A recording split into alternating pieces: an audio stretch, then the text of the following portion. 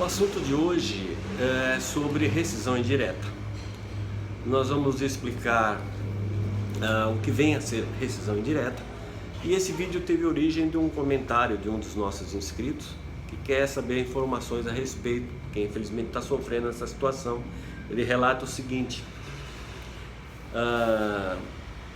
caso a empresa que eu trabalho não cumpra com o tempo total da pausa de trabalho, no caso aqui ele se refere ao horário de almoço, posso entrar com uma rescisão indireta, respondendo diretamente a essa pessoa, que eu vou salvaguardar aqui o nome, por conta, como ela disse, né, estar trabalhando, né, caso possa acontecer alguma retaliação, tá?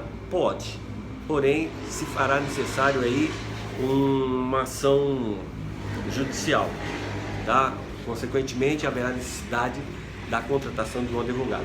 Mas antes vamos a um esclarecimento aí simplista a respeito do que vem a ser uma rescisão indireta.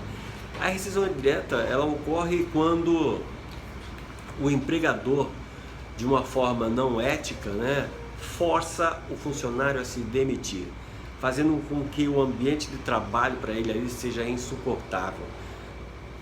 Basicamente é isso, mas nós vamos dar ali os exemplos que a lei ampara o trabalhador, acolhe o trabalhador para poder realmente dar a rescisão que foi feita como indireta, tá? Então o empregador torna ali o ambiente de trabalho insuportável e essa pessoa acaba se demitindo, quando na realidade ela deveria ter sido demitida e recebido todos os seus direitos trabalhistas, né? Diferente quando a pessoa se demite, como por exemplo não pode sacar o fundo de garantia, tá? Nem receber o seguro-desemprego. Bom, agora vamos ao fato, na realidade, o que a lei diz a respeito dessa rescisão indireta. Bom, a dispensa indireta é quando ocorre quando o empregador solicita judicialmente. Então é importante que isso seja feito de forma judicial, portanto se faz necessário a contratação de um advogado para que você possa pleitear esse direito, tá? E a alegação, ela tem que ser acompanhada de provas, é importante isso, tá? Porque a legislação diz que é uma situação em que são situações graves, né, que forçam o empregado a tomar essa decisão, tá bom? Isso é amparado pela Constituição, assim como todos os direitos trabalhistas, né? Mas vamos aí à questão dos motivos, tá, que podem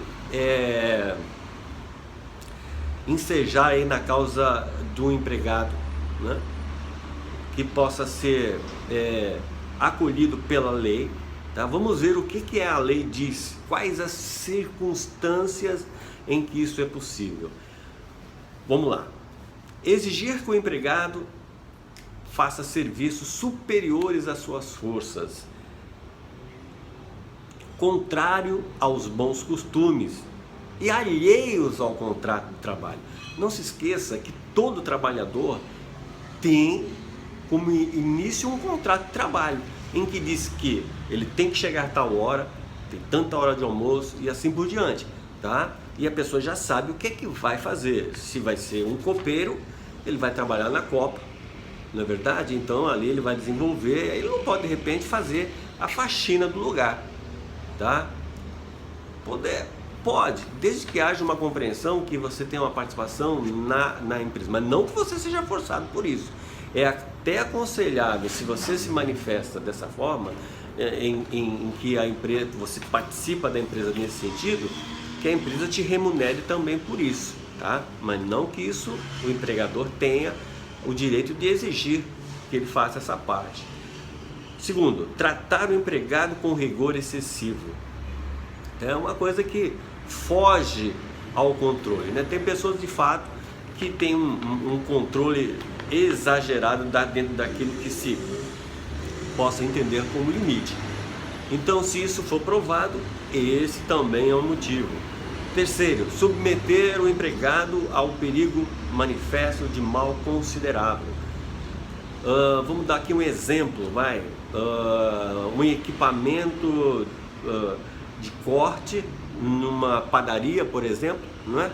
Em que ali um açougue, fica mais fácil, onde não é dada aquela luva de metal, né? Uma luva com malha de ferro, de metal, para evitar que a pessoa possa se cortar, ou mesmo a proteção nas máquinas, lá nas padarias, me lembrei agora, quando se corta lá a mussarela, os produtos vendidos lá, tá? Isso pode ser considerado como um mal considerável, expondo a pessoa a essas situações aí e outras mais, né? Deixar de cumprir as obrigações do contrato de trabalho, como essa que esse meu amigo aí que mandou o comentário cita na questão do almoço. Não é respeitado o horário do almoço. De fato, o empregador, em tratativa com o empregado, eles podem chegar a um acordo: olha, você vai fazer uma hora de almoço, tá ok? Aí eu vou te pagar uma hora extra por isso. Não há problema nenhum, tá? Agora, o problema é quando isso um dia sim, um dia não, sabe? Não há uma conversa, não há um diálogo, não há uma coisa acertada. Mas, de fato, a pessoa precisa ter um prazo, melhor dizendo, um tempo, que não pode ser inferior a uma hora para poder se alimentar. Isso é fato, tá?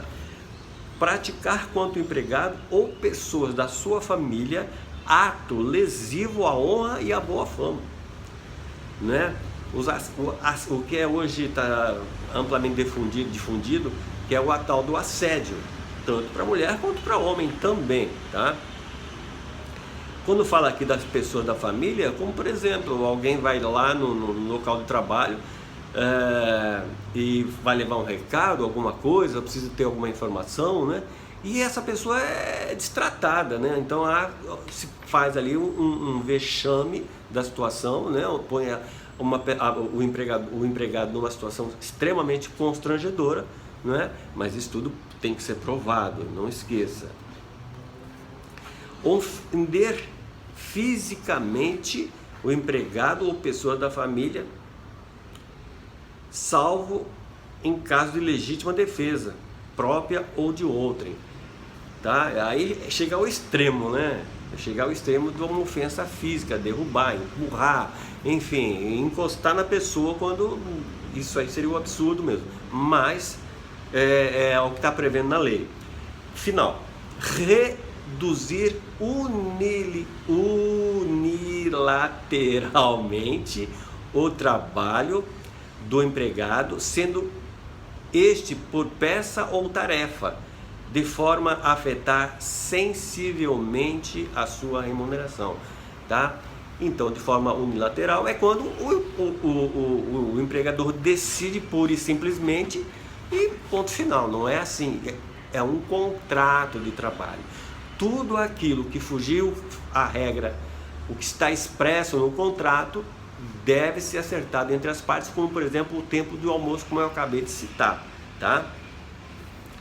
Bom, eu espero que possa ter sido útil, sobretudo para você que mandou esse comentário para a gente, para você que está nos assistindo, ficou interessado nesse assunto, né, da rescisão indireta, tá? Conto com a ajuda de vocês, conto com o like, tá? Isso é muito importante porque o algoritmo aí do YouTube vê por essa questão da quantidade de likes, que é um assunto de relevância, consequentemente eles expandem mais essa informação, disseminam mais essa informação, tá bom? Se você não é inscrito, se inscreva aí no canal, dá uma força pra gente nesse sentido, para que esse projeto cresça, faça parte, né? Eu convido vocês a fazer parte desse projeto, levando informações de consistência, né? Que é de interesse público de fato, tá? E para que haja uma mudança, assim como esse rapaz que mandou um comentário. É isso que, na realidade, esse nosso projeto, eu sei que é uma coisa muito a longo prazo, mas o nosso projeto é justamente esse, é mudar a atitude de pensamento, que o empregado entenda que ele tem um contrato de trabalho com aquela pessoa, e ele tem que ser respeitado em tudo aquilo que diz, e ponto final, né? Ele pode ser melhorado ou tanto para uma parte como para outra, mas isso tem que sempre ser discutido, tá? O que nós vivíamos era a intermediação de outros, né, no caso dos sindicatos, que na realidade, na minha forma de ver, mais prejudicavam do que favoreciam, né?